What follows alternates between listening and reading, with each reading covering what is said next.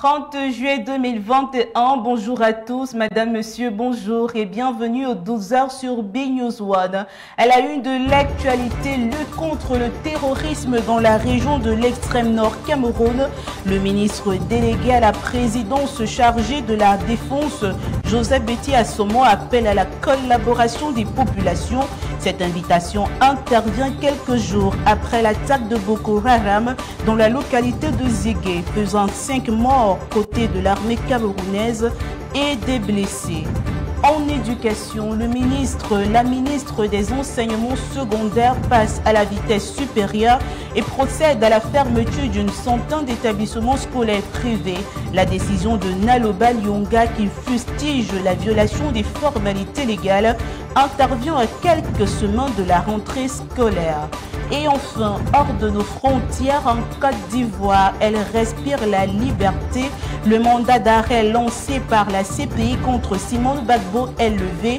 Déclaration faite par son avocat hier, jeudi. Simone Gbagbo avait fait l'objet de nombreuses accusations à la veille de la crise post-électorale de 2010. Voilà pour les titres, les détails dans un instant.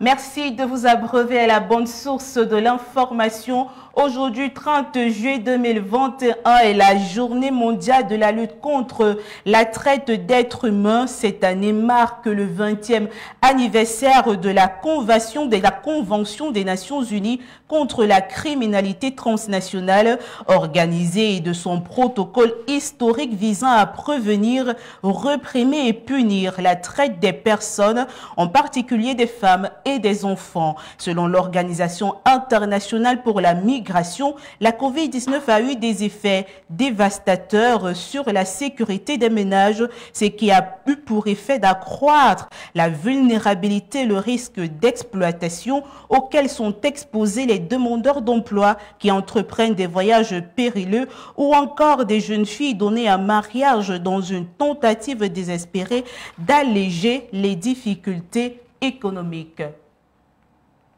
Je vous le disais en titre, lutte contre la secte islamiste Boko Haram. L'armée camerounaise donne rendez-vous à ses destructeurs de vie sur le terrain des hostilités. Le message fort a été envoyé à Boko Haram au cours de la réunion de sécurité présidée hier à Maroua par le ministre délégué à la présidence chargée de la défense. Dans la même mouvance, Joseph Betty Assomo a invité les populations à collaborer avec les forces de défense et de sécurité pour mettre hors d'état de nuire l'ennemi. Mais avant, je vous propose à présent d'écouter un extrait de l'attitude du ministre de la Défense, Joseph Betty Assomo, à cette réunion de sécurité.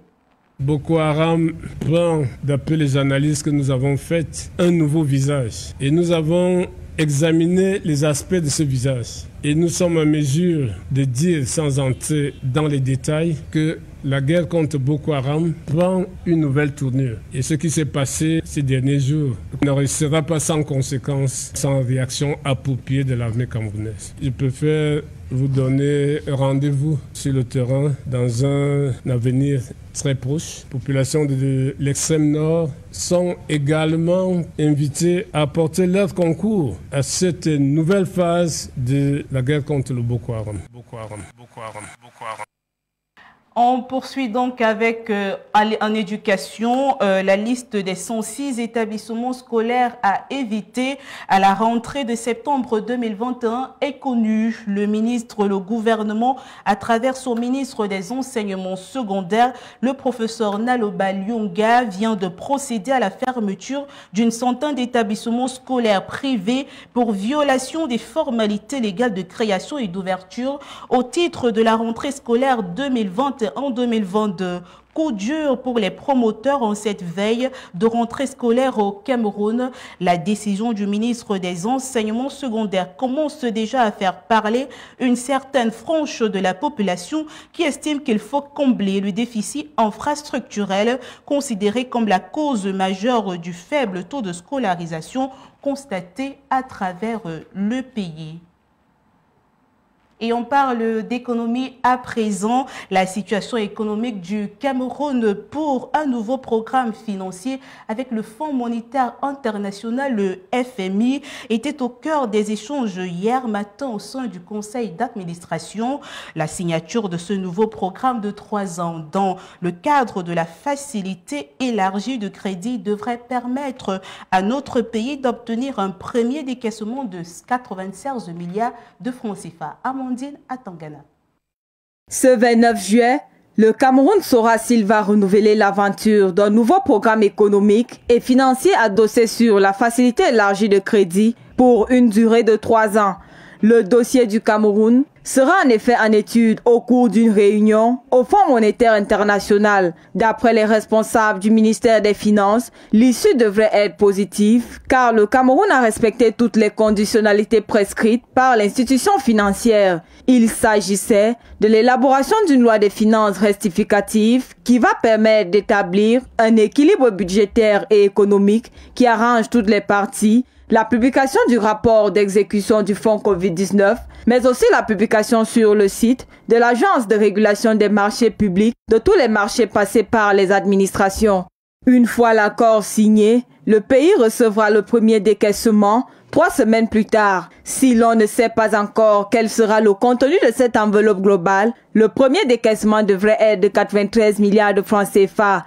Il faut surtout dire que dans le budget 2021 révisé, cette dotation a été prise en compte. En fin mai dernier déjà, le rapport du FMI au Cameroun jetait déjà les bases de la conclusion d'un nouvel accord après celui conclu en 2017 et bouclé en 2020.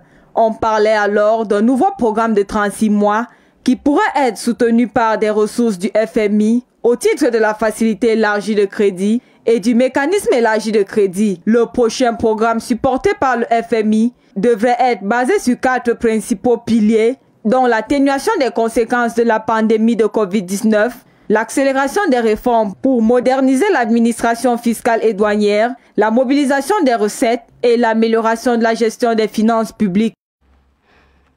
Et à votre suite, Amandine Atangana, rappelons que le gouvernement sous haute instruction du président de la République, le chef de gouvernement, vient de conclure avec brio un nouveau programme économique et financier appuyé par le Fonds monétaire international et couvrant la période 2021-2024. La mise en œuvre de ce programme permettra d'amorcer la reprise économique à partir de cette année et d'atteindre une croissance forte, soutenue et inclusive. Ce faisant, le conseil d'administration du Fonds monétaire international, au cours de sa session d'hier, a approuvé un accord triennal soutenu par la facilité élargie de crédit et le mécanisme élargi de crédit pour un montant de 266 milliards de francs CFA.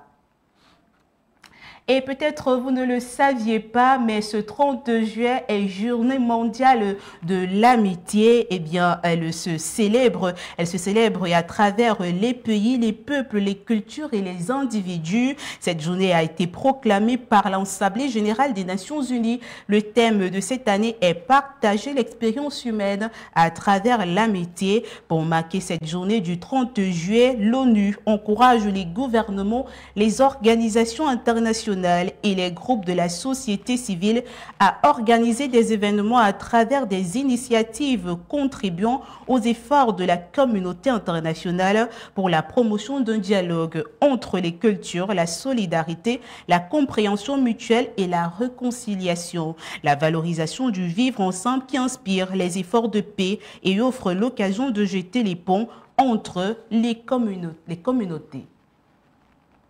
On va parler de sport à présent. Traditionnelle visite de Lembe. Le ministre des Sports et de l'Éducation physique est descendu sur les lieux hier jeudi pour une visite, une évaluation des travaux. Bancs de touche, vestiaires, infirmerie et même restaurants sont quelques-unes des principales avancées observées au cours de cette visite. À quelques jours d'une mission d'inspection de la CAF en terre camerounaise, le complexe d'Olembe affiche fière allure. Elvis Sessouma. 15 jours après la précédente visite, Le ministre des Sports et de l'Éducation physique, le professeur Narcisse Moelle-Kombi, a effectué ce jour la traditionnelle visite d'évaluation des travaux du complexe sportif d'Olembe. L'imagerie est claire, les travaux vont bon train. Banc de touche, vestiaire flambant neuf, infirmerie complète, ainsi que l'espace CAF sont les principales évolutions des travaux à noter jusqu'ici. Outre ces dernières, l'on enregistre entre autres l'éclairage de la pelouse qui est à 90%, ainsi que la pose des écailles de pangolin qui en est à la 5e rangée. Dans la perspective de la conformation ou de la mise en conformité du complexe sportif d'Olembe, ou tout au moins de la composante sportive du complexe sportif d'Olembe, en adéquation avec le cahier de charge de la CAF qui nous a été transmis, communiqué tout à fait tout récemment. Alors, s'il fallait utiliser une image, nous dirons que le chantier d'Olembe est comme une montagne dont nous devons escalader les pentes pour atteindre le sommet. Et nous voyons bien que pas à pas, petit à petit, nous nous rapprochons du sommet. Un cahier des charges à respecter tout en tenant compte des réalités observées sur le site. Pour l'entreprise en charge des travaux, la conformité au cahier de charges de la CAF ne souffre d'aucun doute. Le stade aujourd'hui est, pour moi, est terminé et praticable. Nous sommes conformes au cahier des charges de la CAF, aux dernières mises à jour. Vous avez vu que, bon, déjà pour la pelouse, tout est OK depuis plusieurs mois. Les bancs de touche sont là, les éclairages sont déjà conformes aux exigences de la CAF. Il nous reste à installer 12 projecteurs sur la partie inférieure. Après 4 jours, tout sera installé et fonctionnel. Pour l'intérieur, la mise en eau a été effectuée. Les derniers réglages sur la climatisation sont en cours. Le plus gros du travail reste sur les extérieurs, où il nous reste encore à peu près 3 semaines de travail. Comme on le dit très souvent de manière triviale, qui va lentement, va sûrement. Le stade d'Olembe est prêt pour son premier match test. Pour l'heure, les travaux avancent sereinement en prélude à la prochaine visite d'inspection de la CAF prévue du 5 au 11 août prochain. On reste en sport. C'est une douche froide pour le Cameroun alors que le championnat de première division n'a pas encore livré sa feuille. Les représentants de la compétition, les représentants camerounais en compétition n'étant toujours pas connus, la commission de la CAF vient d'annoncer que seuls Coton, Panthère, Fauvu et Astre sont éligibles. Une désignation arbitraire pour certains et logique pour d'autres au regard du contexte. Frompac nous promène dans ses méandres. Quels clubs camerounais participeront la saison prochaine à la Ligue des Champions et à la Coupe de la CAF? C'est la question que se posent tous les observateurs du football camerounais. Alors que le championnat de première division est parti pour ne pas s'achever dans les délais fixés par la Confédération africaine de football, notamment le 8 août prochain, la FECAFOOT entend choisir entre 4 clubs, les 2 représentants du pays en compétition africaine. À la suite d'un travail bien mené par la commission d'obtention de la licence CAF, réunie autour de son président Souleymane Konaté et les autres membres, entre autres Serge Kamdem Kwam, Mbep Solo, Ernest Sebongue, les clubs avaient soumis des dossiers pour validation. À la première échéance du 30 juin 2021, seuls 3 clubs étaient éligibles, à savoir Coton, Astre et Fauvu. La lettre de la Confédération africaine de football du 3 mai avait donc connu par la suite une modification et donnait la date du 15 juillet 2021 comme nouveau délai. Et à cette date, seule la Panthère sportive d'Undé avait réussi à se hisser dans ce lot. Il faut préciser qu'après avoir reçu la note de la CAF, la FECAFOOT avait alerté tous les clubs qui avaient pour certains envoyé des dossiers dans les temps et qui ne remplissaient malheureusement pas les critères exigibles pour obtenir les licences CAF. Précisons que la Confédération africaine de football se base sur des critères tels que le sportif, les infrastructures, l'administratif, le personnel, le juridique et le financier. Selon nos confrères de Parlons Foot 237, la FECAFOOT compte aussi faire large écho de cette décision. Elle souhaite se baser sur 3 critères pour procéder à ce choix. Avoir un compte bancaire, entreprise, un stade d'entraînement et un siège social. Au Cameroun, seul Coton Sport de Garoua, Fovo Club de Baham, la Panthère Sportive Indé et les Astres de Douala répondent à ces critères. Quelques-uns d'entre eux pourraient être les ambassadeurs du Cameroun en Afrique la saison prochaine. Logiquement, la Fédération camerounaise de football songerait à désigner les deux leaders, Coton Sport pour ce qui est de la Ligue des Champions et Fovo Club de Baham pour la Coupe de la CAF. Une situation qui vient une fois de plus se rajouter au casse-tête de la Fédération camerounaise de football qui pour le moment ne sait pas où mettre la tête avec le championnat à l'arrêt et voit le délai d'inscription des clubs en compétition africaine le 8 août prochain arriver à pas de géant. Hors de nos frontières, je vous l'ai annoncé en titre, c'est le temps de la liberté en Côte d'Ivoire. Le mandat d'arrêt de la CPI, Cour pénale internationale, contre Simone Gbagbo, l'épouse de l'ancien président accusé de meurtre, viol, autres actes inhumains et persécutions commis pendant la crise post-électorale de 2010 à 2011 a été levée selon une décision rendue publique hier jeudi 29 juillet 2021 et consultée par l'agence France Presse. Bonne nouvelle pour Simone Gbagbo, donc, qui pourra désormais librement voyager à travers le monde. Cette levée du mandat vient boucler définitivement les poursuites dont faisaient l'objet les Gbagbo devant la CPI, déclare l'avocat de Simone Gbagbo, le nommé Ange Rodrigue Dadje. On reste dans la mouvance étrangère Covid-19 en France. Le pays adoptera officiellement le pass sanitaire le 9 août prochain en raison de la flambée des contaminations enregistrées ces derniers jours. L'objectif demeure renforcer les mesures de lutte contre la propagation du virus. Mais il faut dire que l'applicabilité du pass sanitaire est considérée par une frange de la population française comme une dictature sanitaire. Agnès Signoret-Nguenda. Selon le porte-parole du gouvernement français, Gabriel Attal, au sorti du Conseil des ministres, l'adoption de la nouvelle loi sur les mesures anti-Covid, dont le pass sanitaire, entre officiellement en vigueur le 9 août prochain. La loi sera donc promulguée dans la foulée avec une entrée en vigueur que nous prévoyons pour le 9 août. C'est donc à cette date que le pass sanitaire élargi entrera en vigueur avec, je le rappelle, au départ, un temps d'adaptation, de tolérance, de pédagogie, d'accompagnement pour les acteurs. Son application fait déjà polémique en France. Il s'agit d'une décision annoncée par le gouvernement français pour barrer la voie à la pandémie de Covid-19, car le pays a enregistré un nombre de cas explosifs de contamination par jour liés au variant Delta.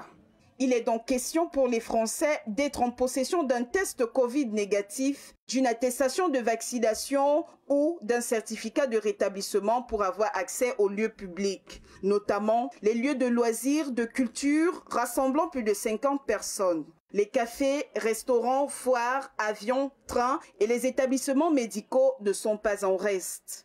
Cette nouvelle mesure a suscité ces dernières semaines des manifestations hostiles à ce dispositif. Un recours a été déposé à l'initiative de l'opposition de gauche devant le Conseil constitutionnel dans l'espoir de faire censurer cette mesure jugée attentatoire aux libertés.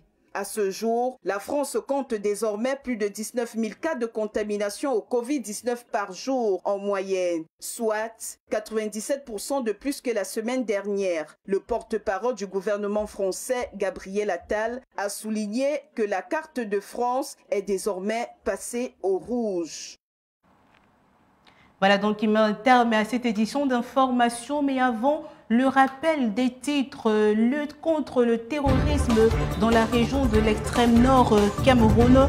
Le ministre délégué à la présidence chargé de la défense, Joseph Betty Assomo, appelle à la collaboration des populations. Cette invitation intervient quelques jours après l'attaque de Boko Haram dans la localité de Zigué, faisant 5 morts côté armée camerounaise et des blessés. En éducation, la ministre des enseignements secondaires passe à la vitesse supérieure et procède à la fermeture d'une centaine d'établissements scolaires privés. La décision de Naloba Lyonga, qui fustige la violation des formalités légales, intervient à quelques semaines de la rentrée scolaire. Et enfin, hors de nos frontières, respire la liberté en Côte d'Ivoire. Le mandat d'arrêt lancé par la Cour pénale internationale contre Simone Gbagbo est levé. Déclaration faite par son avocat, maître Ange Rodrigue Dadier. Simone Gbagbo avait fait l'objet de nombreuses accusations au lendemain de la crise post-électorale de 2010. On parlait notamment de crimes de guerre. Voilà donc qui met un terme à cette édition d'information. Merci de savoir rester à la bonne source de l'information. Les programmes se poursuivent sur BNews One. Bon après-midi à tous.